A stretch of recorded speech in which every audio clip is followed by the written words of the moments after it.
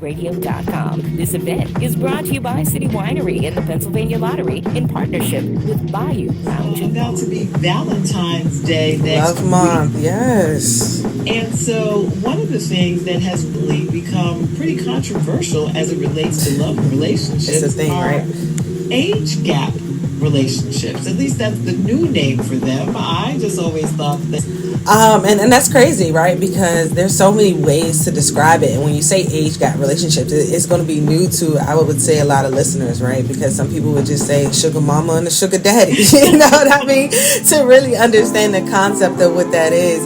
But what people are defining an age gap relationship now is to be with someone who is not necessarily within 10 years of this relationship with these particular age gaps. The intention behind it really is where it's at. You know, that's where it lies. If you're doing it just for fun, to get money, to get attention, you know, to get the new bag, whatever it may be, you know, that's on you. But if you're actually there to find love, that emotional stability, that intelligence, you know, has to be there. That person who's going, it's a real statement to make, Tanya, and I'm saying it respectfully as a response. It's because we're more interested in breaking these generational curses, right? Mm-hmm. So in the space of relationship, going into another relationship, seeing what your grandmother, your grandfather, you know, your mother, your father, you know, actually went through, you look at yourself and you start to ask yourself, do you want to deal with that? You know, that type of relationship, that type of marriage, that type of longevity for the rest of your life. So being stuck with one person is not even necessarily an option. It's just like a job. You know, that turnover rate is going to hit crazy.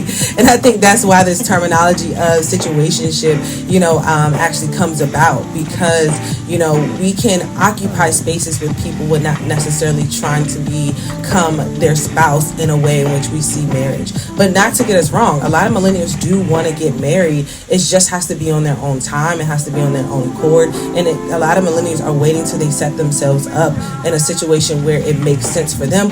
I think manipulation can play a hand in these age gap relationships to the fullest, right? Look at how this whole, not to keep bringing this man up, but look how this whole R. Kelly situation played out, you know, how... No. Okay. See, that's where I gotta interrupt you there, because R. Kelly is a criminal.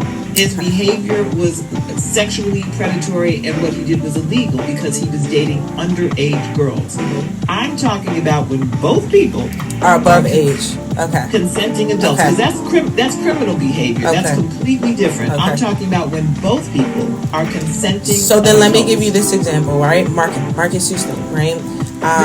She technically, by the state of California, she was an adult because she was over the age of 18. But he's 37 and she's 19 years old. And you're talking about these... Yes, Marcus Houston, who was his current wife. You know, his current wife was not, you know, when we think about age gap relationships, we have to just make sure that we are putting out a narrative in which women or men, you know, because it can play both stereotypes can play out on both sides.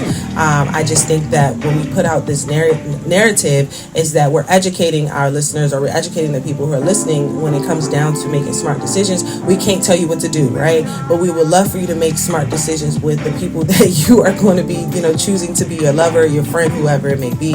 And when you are feeling uncomfortable, make sure you speak up at any given time, especially if you are playing the game of age gap relationships. Now, see, you called it a game. Now, see, that's what I'm saying is that these are real relationships that people have, POC. It can be. You're right. You have to allow adults, as we allow them to do in so many other decisions, you have to allow for adults to have agency. And whether you may feel that this is not